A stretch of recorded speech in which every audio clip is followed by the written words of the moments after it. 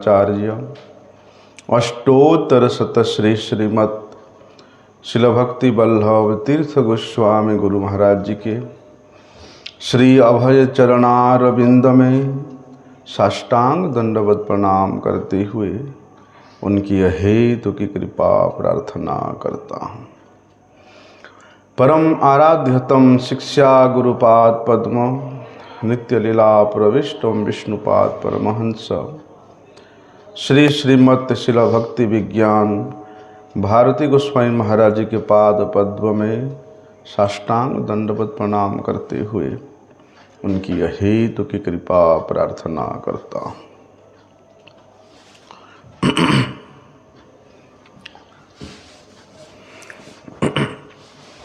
हम लोगों ने श्रवण किया था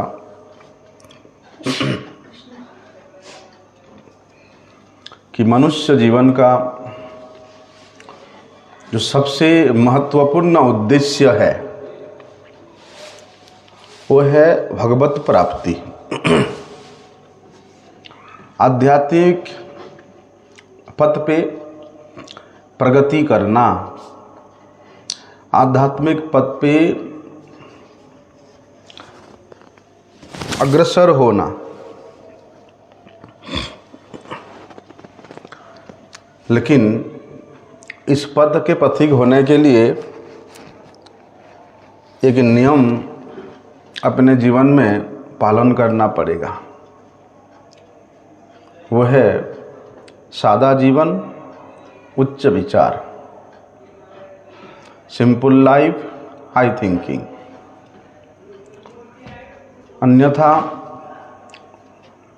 शरीर की इतनी आवश्यकता है वर्तमान समाज में,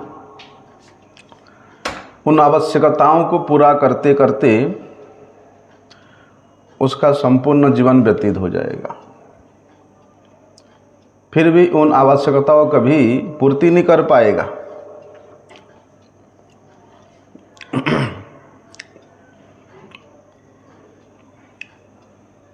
इतनी राग अनुराग उसका इस प्राकृत जीवन के प्रति बढ़ जाएगा, जिस प्रकार आसुरी भावापन्न व्यक्ति लोग होते हैं कि इंद्रिय तृप्ति के लिए कि वे लोग किसी भी हद तक जा सकते हैं। ना शास्त्रों को मानेंगे, ना साधु को मानेंगे, ना साधु वाणी को मानेंगे। उनको इंद्रिय तृप्ति करना है। फलस्वरूप उस मनुष्य में जितना शरीर की आवश्यकताओं के वस्तु के प्रति वे लोग आश्रित रहते हैं, भगवान के आश्रय से वो इतना ही दूर चले जाते हैं। देखो परीक्षित महाराज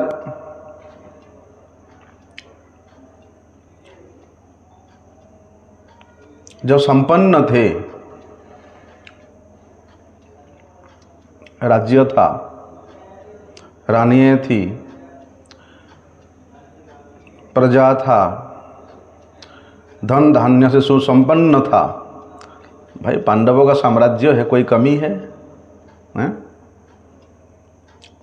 लेकिन ऐसे समय में परम विरक्त श्री सुखदेव गोस्वामी जी उनसे नहीं मिले, उनसे मिलने नहीं आए। क्योंकि भले ही परीक्षित महाराज मातृगर्भ से ही भगवत परायण है,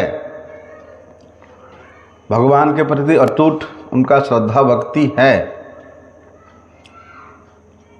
और उनके जो दादागण थे पांडवगण, उनका भी चरित्र ऐसा रहा कि वे भी भगवान के ऊपर ही आश्रित थे।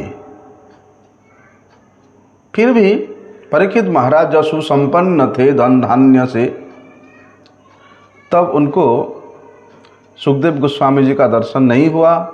यहाँ सुखदेव गोस्वामी जी ऐसी अवस्था में उनसे मिलने के लिए नहीं आए। परिस्थितिवश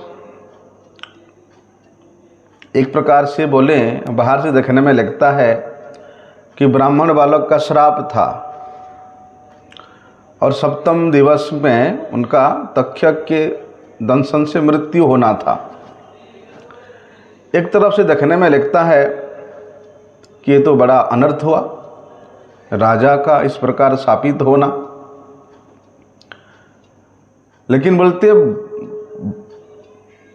जब जीव का बहुत जन्मों के भाग्य का संचित प्रारब्ध सुकृति एकत्रित होता है तब ऐसा सुयोग आता है। क्योंकि देखो, उससे पहले परीक्षित महाराज जी के पास इतने सारे महात्मा नहीं आए थे। जब ये सब कुछ छोड़ छाड़ दिया, सब कुछ परिपूर्ण रूप से विरक्त, राजवेश छोड़ दिया, एक लंगोटी पहन करके वे निकल पड़े राज्य से, तब दुनिया भर के जितने महात्मा सब आ गए उनके पास। सुखदेव गोस्वामी जी आ गए उनके पास, भगवान भेज दिया कि जब तक संसार के वस्तु के प्रति आश्रय रहेगा तब तक भगवान उसके प्रति विशेष कुछ कृपा नहीं करते हैं। स्वयं के बल का, स्वयं के सामर्थ्य का, स्वयं के विद्वता का, स्वयं के सुंदरता का जब तक अभिमान रहेगा तब तक वहाँ भगवान का दृष्टि नहीं पड़ेगा। ये ज्वलंत उदाहरण है। और भगवान ने परीक्षित महाराज को ही निमित्त बना करके हम लोगों को ये शिक्षा दिया। क्योंकि यद यद आचरति श्रेष्ठ तत्तत एव इतरो जनाः। जो श्रेष्ठ व्यक्तिगण है, जिस प्रकार का आचरण करते हैं, उनके आचरण को देख करके निकृष्ट लोग, नीचे की लोग ऐसे ही जीवन में उतारते हैं। इसलिए परीक्षित महाराज जैसे सुसंपन्न व्यक्ति के ऊपर इस प्रकार का निमित्त बनाया जाए तो आने वाली सभ्यता भी उनके जैसा ही आचरण करेगा। इसलिए विशेष रूप से परीक्षित महाराज जी ने सुखदेव गोस्वामी परीक्षित महाराज को ये बात बताते हैं कि भैया सत्यां क्षितौ किम कशिपोः प्रयासै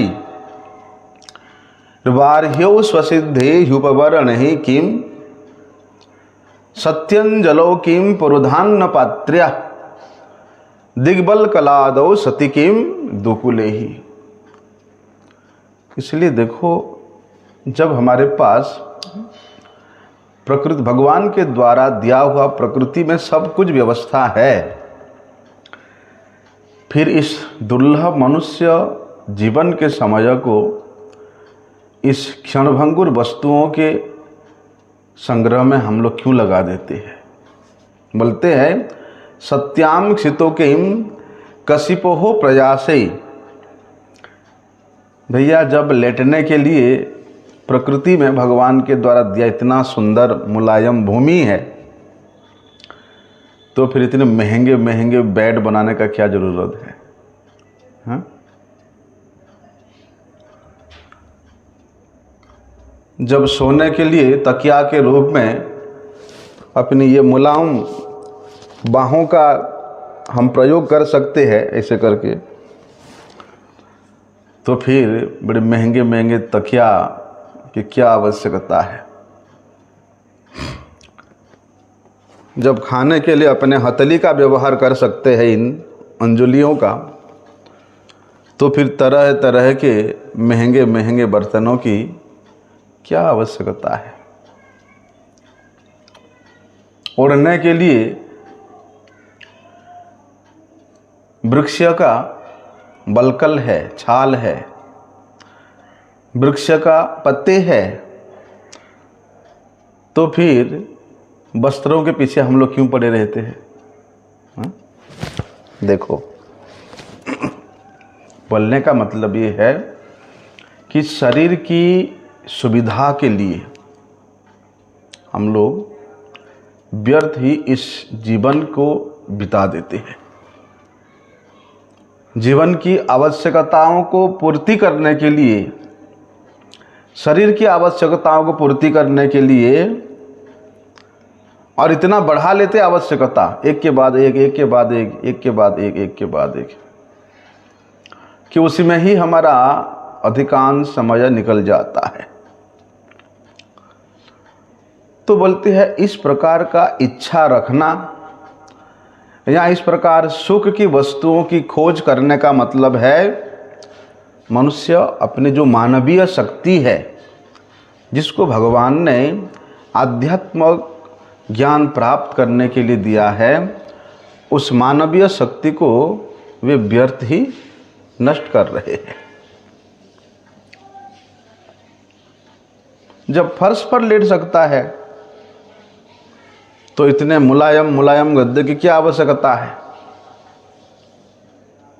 जितना मुलायम गद्दा में सोने जाता है उतना ही उसके कमर में दर्द, रीढ़ की हड्डी में दर्द है, और कहाँ कहाँ दर्द बढ़ जाता है।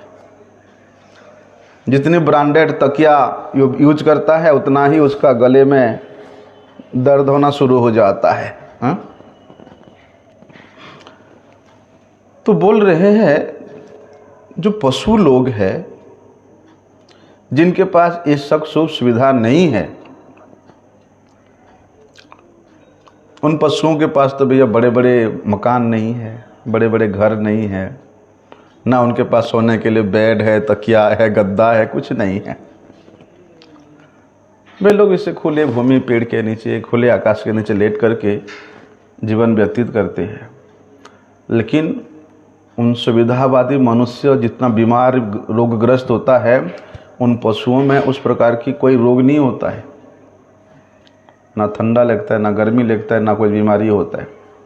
बड़े आराम से खुशी खुशी वे लोग जीवन बिता देते हैं। वे पशु लोग भोजन पकाना नहीं जानते हैं, लेकिन फिर भी कितना सरलता से अपना जीवन को व्यतीत करते हैं, है ना। हम लोग भोजन पकाने के लिए कितना कुछ करते हैं, हाँ? इसका मतलब ये नहीं है कि हम लोग ये उच्च विचार वाले मनुष्य जीवन के वास्तविकता को छोड़ करके पशु जीवन बिताने लगे। इसका विचार ये नहीं है। बोलने का मतलब है जिस प्रकार से पशु भी भैया नंगा होकर के घूमता है, हैं? ऐसे ही मनुष्य भी नंगा होकर के घूमे नहीं। मनुष्य के बुद्धि में भगवान ने जो संस्कृति दिया है, जो शिक्षा दिया है, जो मानवता दिया है, जो विचारधारा दिया है, उससे विहीन होना नहीं है। उससे विहीन होने मतलब पशु भी नराणाम सामान्य एतत् पशु भी नराणाम आहार निद्रा भयमेथुनांच। ये चार क्रिया में यदि मनुष्य लगे रहे तो वे पशु है। लेकिन संस्कृति, शिक्षा, नैतिकता, विचारधारा को भूल जाए तो वे पशु ही है। तो सुखदेव गोस्वामी जी ने यहाँ जो वैराग्य की बात बोल रहे हैं, मतलब ये नहीं कि पशुओं के माफी आप जीवन व्यतीत करो। भगवान ने कृपा करके आपको विवेक दिया है, बुद्धि दिया है, उसको उपयोग करो। लेकिन जो बुद्धिमान मनुष्य होता है वो कभी भी इन पशुओं के माफी अपना जीवन नहीं बिताता। क्या करता है वो अपने बुद्धि का प्रयोग करता है। किस में? कला में, विज्ञान में, कविता में, दर्शन शास्त्र में, आध्यात्मिकता में। तो इस प्रकार वे व्यक्ति इस मनुष्य सभ्यता में अपने आप को हमेशा एक आगे रखने के लिए, अपने आप को एक उपयुक्त स्थिति में रखने के लिए वो हमेशा बढ़ता जाता है। लेकिन सुखदेव गोस्वामी जी ने यहाँ पर जो विचार प्रदान किया है वो है कि मनुष्य जीवन के लिए भगवान ने जो एक आरक्षण दिया है,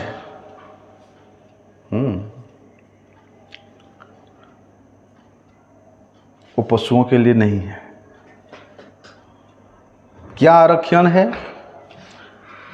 कि मनुष्य ही भगवान के साथ अपने नित्य संबंध को जगा सकता है, जान सकता है, अनुभव कर सकता है। ये मनुष्य के लिए सुरक्षित है, आरक्षित है, पशुओं के लिए नहीं। भगवान के साथ उसका जो नित्य संबंध था, है और नित्य रहेगा, लेकिन शरीर धर्मी होने के कारण, सभ्यता धर्मी होने के कारण व्यक्ति वे नित्य संबंध को भूल गया है। इसलिए मनुष्य शरीर, मनुष्य जीवन उस जीव के लिए ये एक सर्वश्रेष्ठ गिफ्ट है भगवान की ओर से, क्योंकि वे मनुष्य योनि में ही संभव है कि खोए हुए पुनः संबंध को भगवान के साथ वो स्थापित कर सके।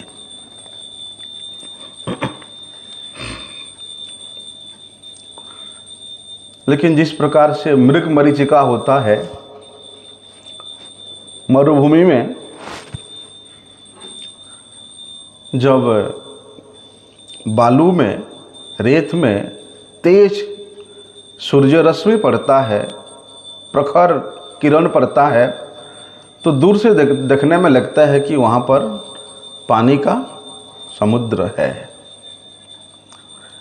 और उस मरुभूमि में फंसा हुआ जो मृग है, वो पानी के खोज में आगे आगे देख करके भागता रहता है कि आगे पानी है, लेकिन वास्तव में पानी नहीं है। वो चमकीली रेती में सूर्य किरण पड़ने से वो पानी के मापी प्रतिभात होता है, अन्यथा पानी नहीं है।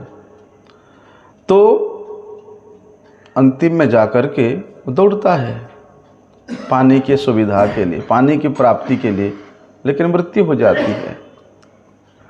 उसी प्रकार इस परिवर्तनशील समाज में मनुष्य इन निरर्थक आवश्यकताओं के पीछे भागता है,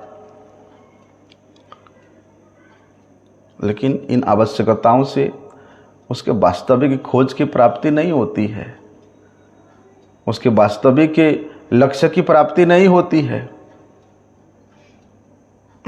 इसीलिए क्या करना है?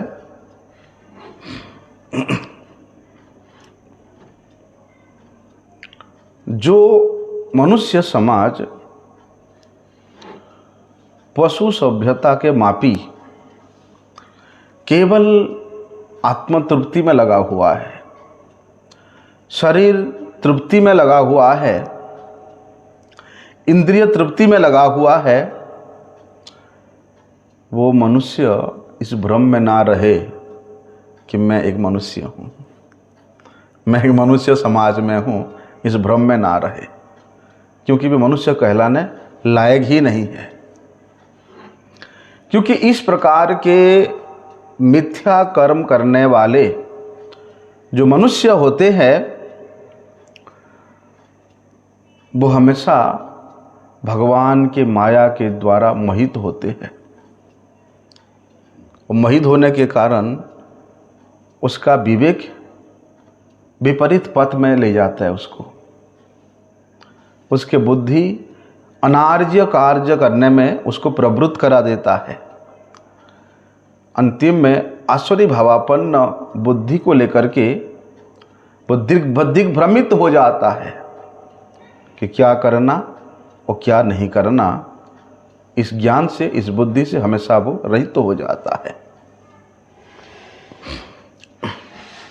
लेकिन देखें तो प्राचीन काल के जो महात्मा लोग थे, उनके इतिहास पढ़ने से, उनके चरित्र सुनने से ऐसा लगता है कि वे महात्मा लोग किसी अच्छी बिल्डिंग में नहीं रहते थे। सब प्रकार के सुख सुविधा से सुसज्जित कमरा में नहीं रहते थे। ऐसे ना बाथरूम होता था, हैं, ना बेड होता था सोने के लिए, ना छत होता था, ना घर होता था, कोई व्यवस्था नहीं था। कुटिया में रहते थे, पेड़ के नीचे रहते थे, भूमि पर बैठते थे, भूमि पर लेटते थे। लेकिन उन्होंने हम लोगों के लिए जो पीछे छोड़ के गया, आप कल्पना कर सकते हो। आज हम लोग जितने भी शास्त्र अध्ययन कर रहे हैं, श्रवण कर रहे हैं, ये सब उन्हीं महात्माओं की तो देन है, जिनके पास कोई सुविधा नहीं था, लिखने का भी सुविधा नहीं था, ना पेन था, ना कॉपी था।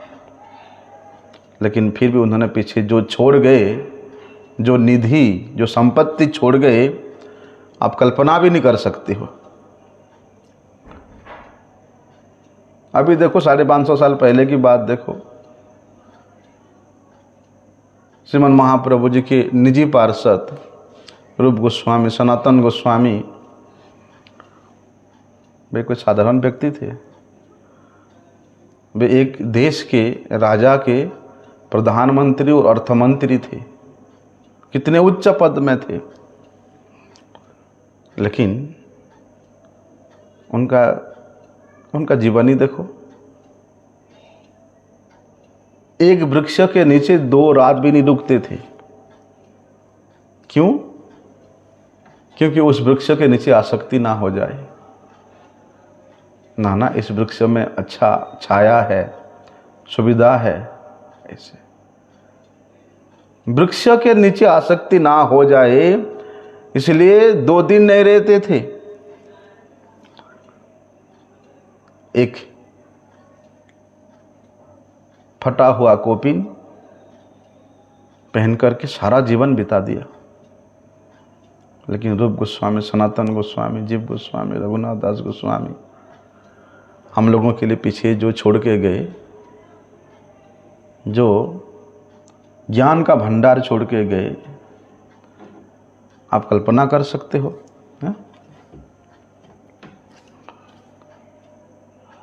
आजकल जैसे जो जितना बड़ा सन्यासी होता है, उसके पास उतने ही सुविधा होती है, सब कुछ सुविधा होती है।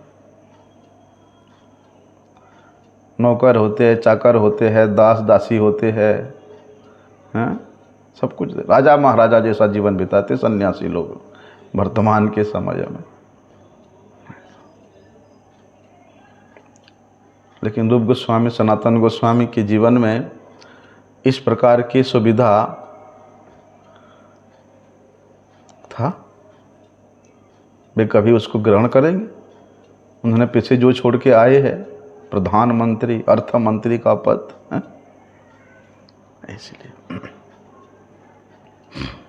इसलिए महाजन गणों ने, हमारे ऋषि मुनि गणों ने किस प्रकार का आचरण किया, किस प्रकार का साधना किया, किस प्रकार का जीवन व्यतीत किया, क्या कभी हम लोग उसका विचार किया है? नहीं विचार करते हैं।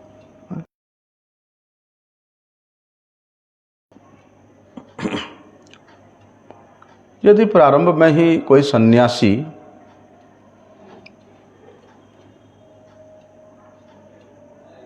उसको इस प्रकार के शुभ सुविधा मिल जाता है, लाभ, पूजा, प्रतिष्ठा में यदि वो अभ्यस्त हो जाता है,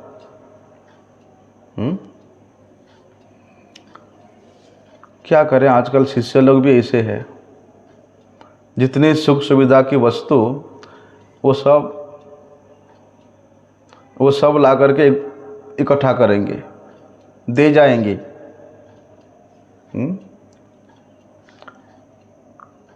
पहले जमाने में ऐसा नहीं था। सुख सुविधा की वस्तु तो छोड़ो, बोलते हैं इष्ट संबंध विहीन यदि कोई वार्तालाप भी कोई करे तो वहां अनुमति नहीं था, कोई अनुमति नहीं था।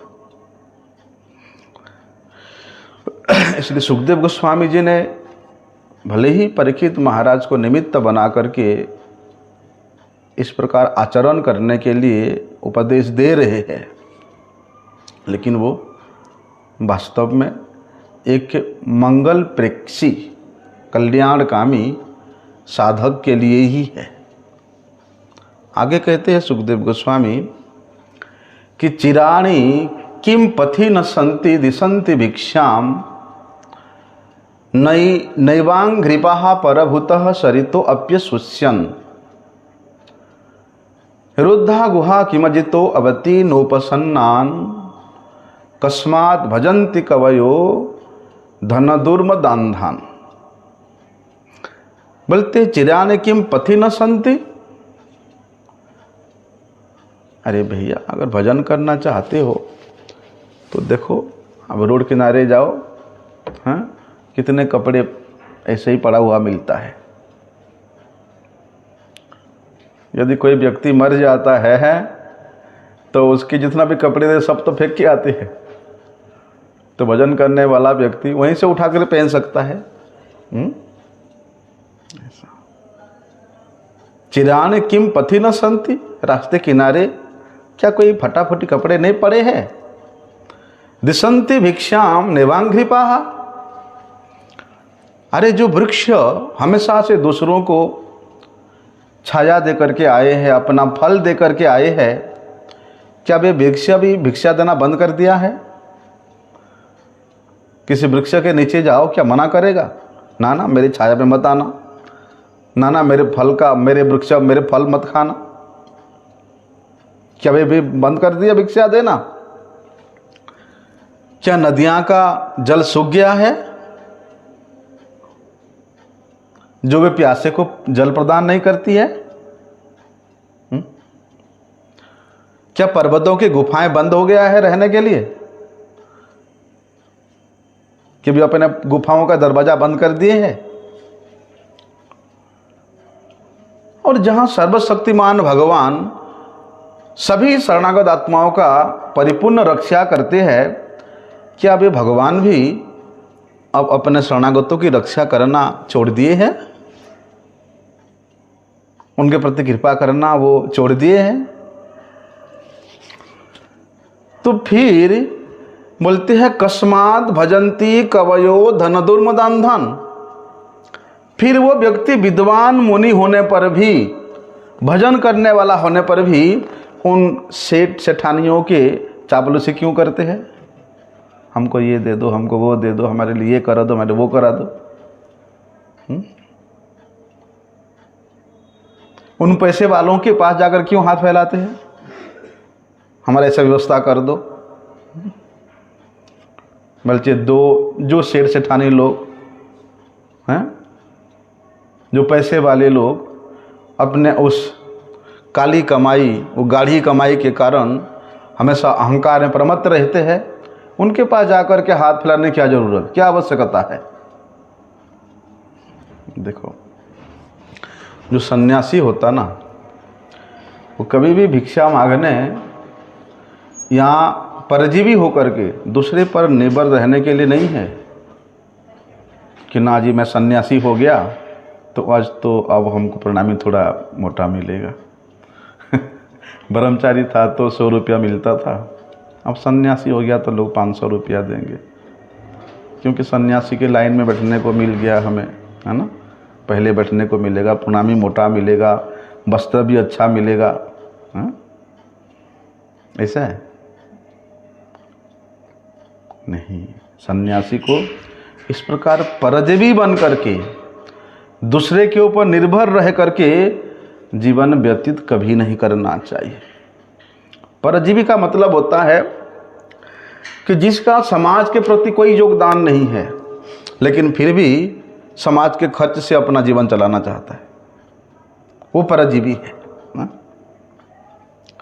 भाई संन्यास आश्रम तो समाज को एक महत्वपूर्ण दिशा प्रदान करने के लिए है, समाज के लोगों को भगवत भक्ति के पथ ज्ञान उपदेश प्रदान करने के लिए होता है, ना कि उन बड़े बड़े महाजनों के, बड़े बड़े गृहस्थों के यहाँ जाकर के भिक्षा करने के लिए होता है। ऐसा होता है? नहीं। अन्यथा भैया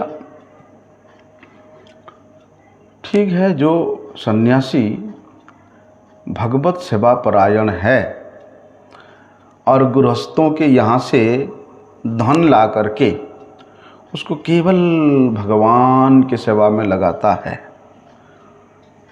इसी से क्या होता है, उन गृहस्थ का कल्याण होता है। क्योंकि वह गृहस्थ यदि स्वयं जाकर के किसी मंदिर में दे करके आता है तो उसके मन में कुछ ना कुछ इच्छा रहता है कि हमारा ऐसा हो जाएगा, वैसा मिल जाएगा। लेकिन निस्वार्थ रूप से किसी सन्यासी को दे देता है और सन्यासी भी निस्वार्थ रूप से उसको भगवत सेवा में नियोजित कर देता है। लेकिन उस प्रकार का सन्यासी भी होना चाहिए जो सन्यासी जो है अपनी स्वयं के सुविधा के लिए हैं, स्वयं के मकान बनाने के लिए, स्वयं के बैंक बैलेंस करने के लिए हैं, गृहस्थों के यहाँ मांगता है, वो उसके लिए शोभाप्रद नहीं है। नहीं तो भैया गृहस्थों को ऐसे श्रेष्ठ सन्यासियों को भिक्षा देना ये उनके लिए एक अच्छा अवसर है, क्योंकि हम भगवान को दें, शायद भगवान उसको ग्रहण करे ना करे, लेकिन किसी शुद्ध भक्त वही संपत्ति को भगवान को अर्पित करे तो भगवान मना नहीं करेंगे, उसको ग्रहण करेंगे ही। तो जो स्रोत से वो संपत्ति, वो धन आया, बोलते उसका बुद्धि भगवान की तरफ अवश्य लगेगा ही लगेगा। और जहाँ तक हमारे ये सनातन धर्म में ऐसा प्रथा है कि भैया जो गृहस्थ होता है उसको साधु संतों सन्यासियों को भिक्षा देना कर्तव्य होता है। किसी किसी समाज में ऐसा है कि वो लोग अपने कमाई का जो 10 भाग है उसको गुरु आश्रम में प्रदान कर देते हैं।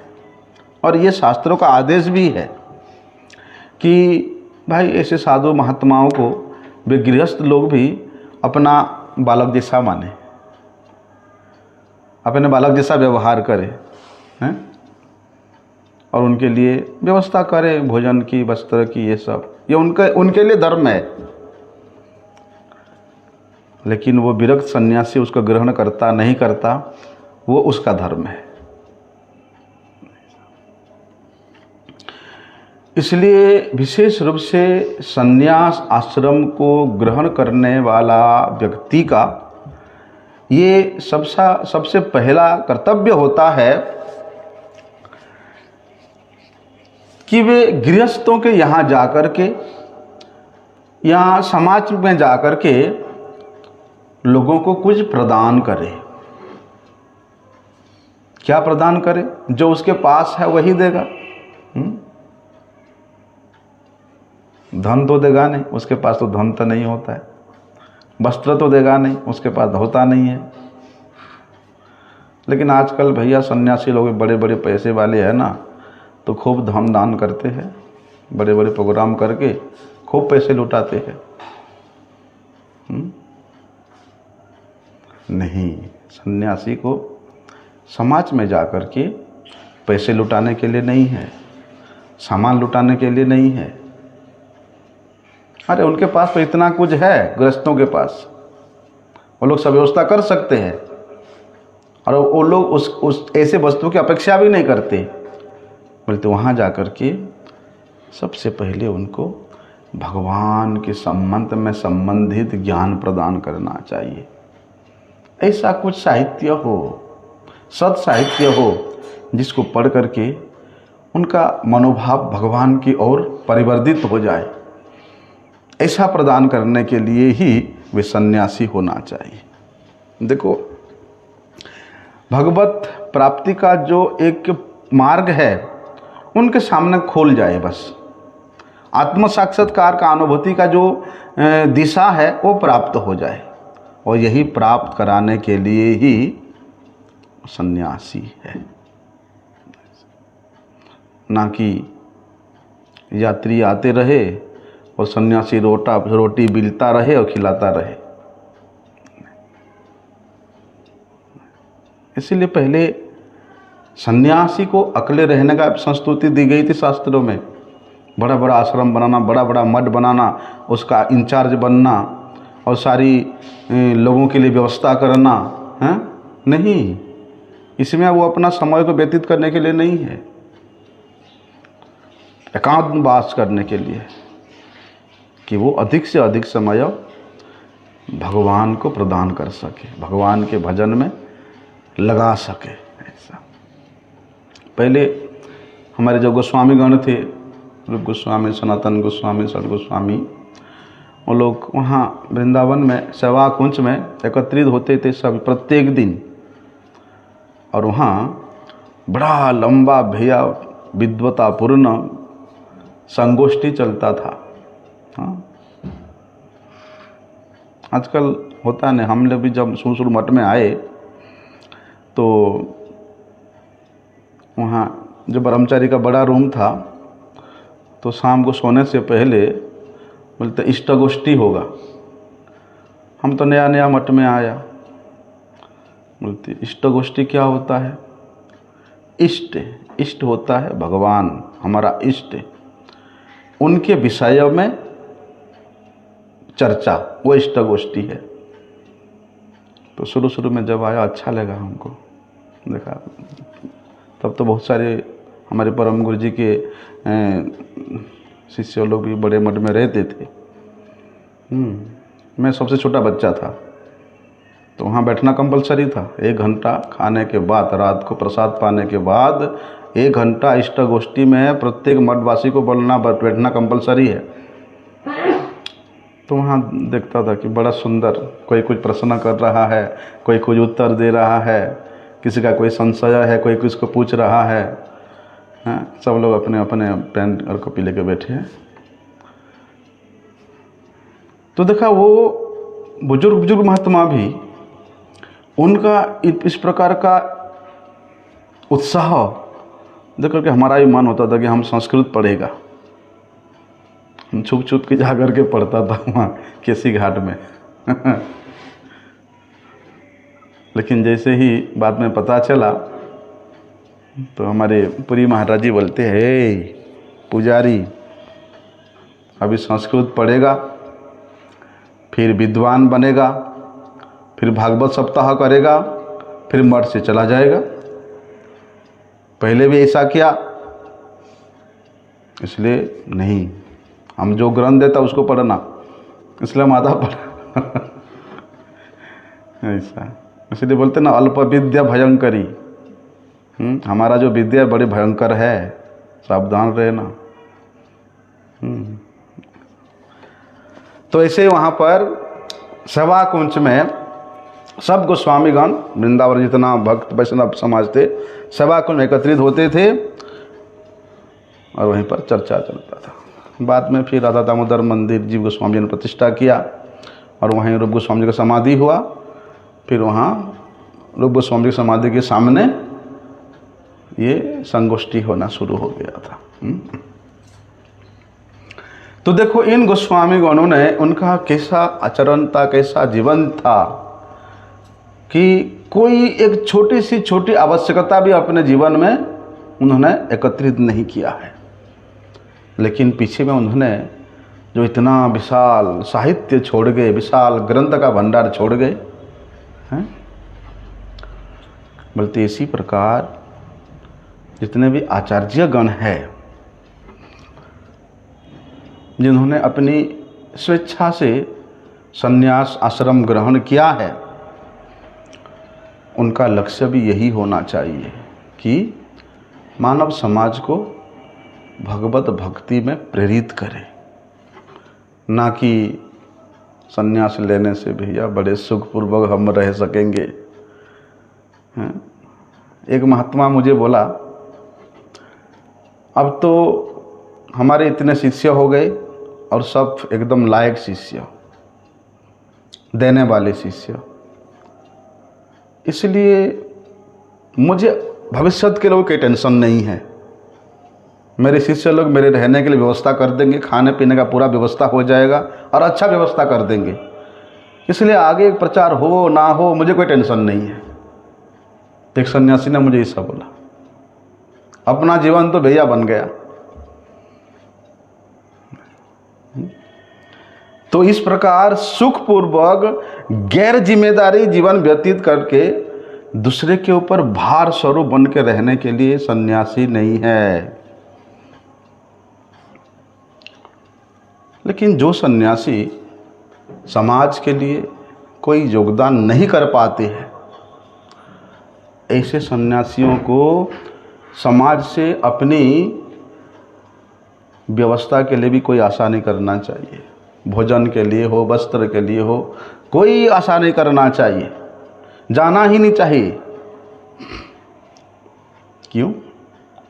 क्योंकि रे भैया साधुओं के द्वारा गृहस्थों से भोजन का भीख मांगना ये संन्यास आश्रम के लिए अपमान है। भोजन के लिए क्यों? क्योंकि सन्यासी का मतलब है कि शरीर से, मन से और वाणी से परिपूर्ण रूप से भगवत आश्रय हो जाना, आश्रित हो जाना। भगवान के आश्रित होने के उपरांत भी तुमको अपने भोजन की चिंता है, वस्त्र की चिंता है, रहने की चिंता है, तो फिर अपने भगवान का ही तो अपमान है, जो सर्वाश्रय है। अनंत विश्व ब्रह्मांड के अनंत जीवों का जो परम आश्रय स्वरूप है, उनका आश्रित होने के बावजूद भी तुम उन गृहस्थों के यहाँ जा कर के भोजन मांग रहे हो, तो इसलिए तुम्हारे प्रभु का अपमान हो रहा है। जो भगवान प्रत्येक जीव का, प्रत्येक कण का व्यवस्था करते हैं, क्या वे अपने शरणागत भक्त व्यवस्था नहीं करेंगे? क्या भगवान इस पर का संकल्प ले लिया है? इसलिए सुखदेव गोस्वामी जी ने उन साधुओं को ये चेतावनी दिया है कि भैया अपनी आर्थिक समस्या का हल करने के लिए इस प्रकार के वृत्ति को मत अपनाओ, किसी के यहाँ जाकर के हाथ मत फैलाओ। लेकिन कली युग में ऐसे सन्यासियों की बहुलता बहुत ज़्यादा है।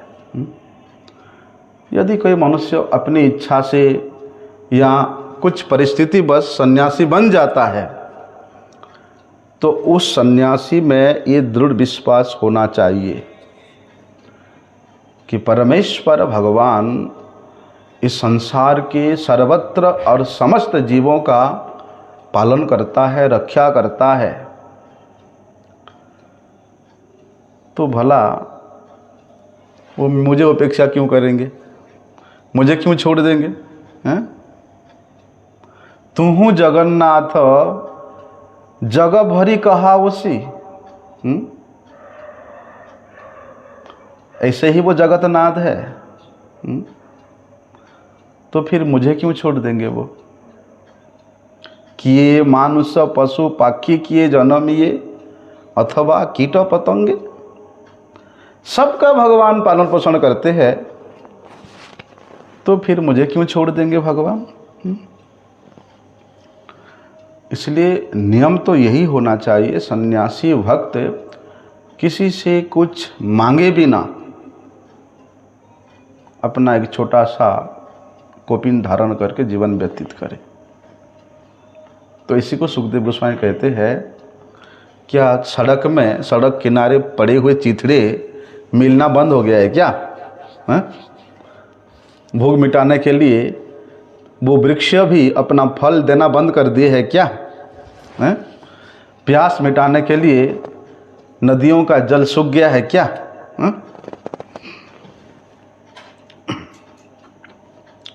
इसलिए ऐसे सन्यासी को आराम पूर्वक घर में नहीं रहना चाहिए, आराम पूर्वक आवश्यकताओं के बीच में नहीं रहना चाहिए। उसको चाहिए कि पर्वत के गुफाओं में जाकर के खोज ले। और कैसे रहें पर्वत की गुफा में? वहाँ तो भाई जंगली जानवर रहते हैं।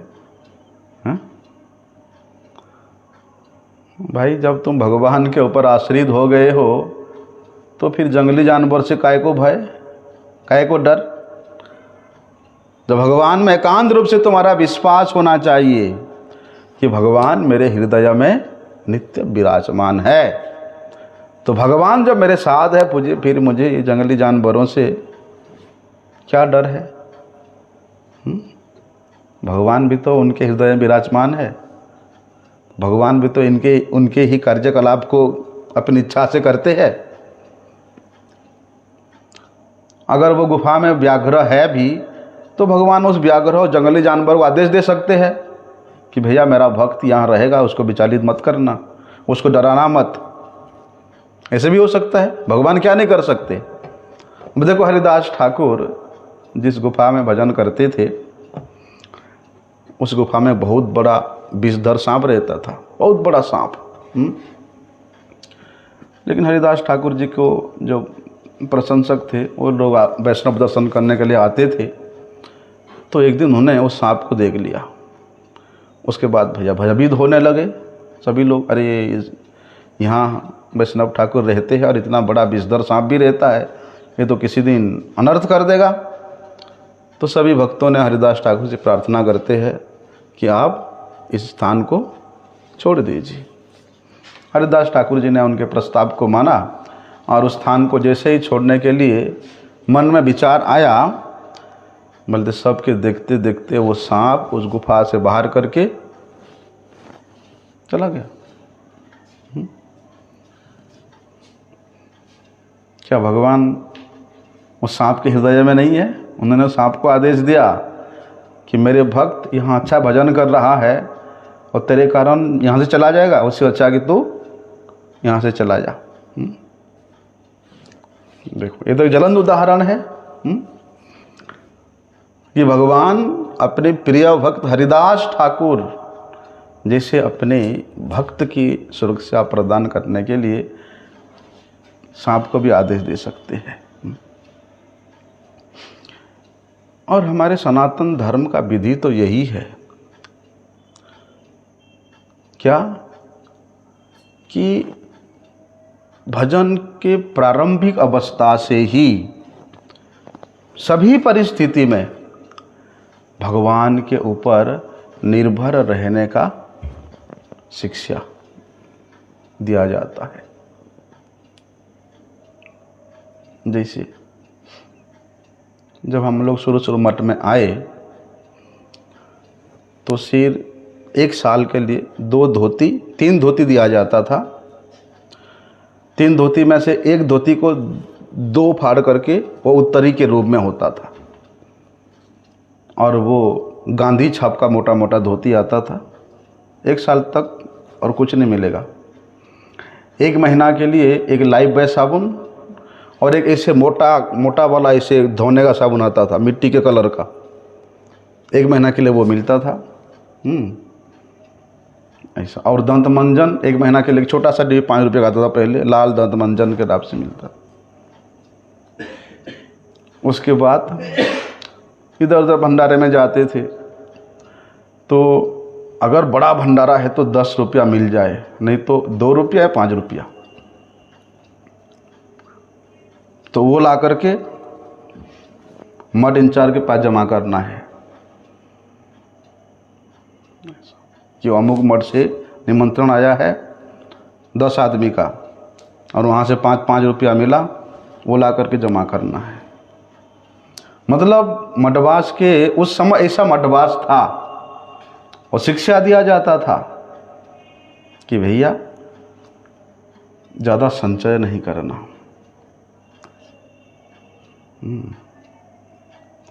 हमारा इच्छा होता था कि हम थोड़ा ग्रंथ खरीदें, हैं?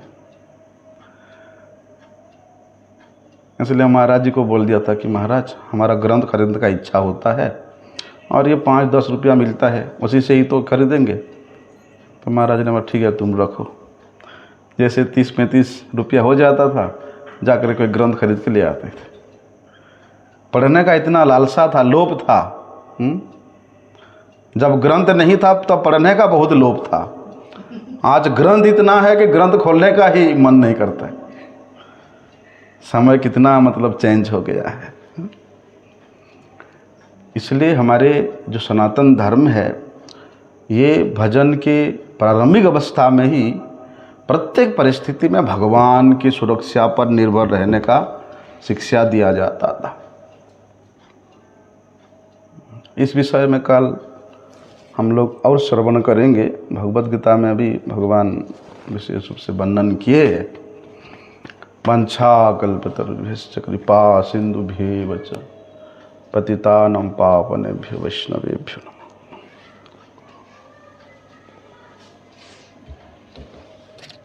उसको बंद कर दिया करो, पर वो क्या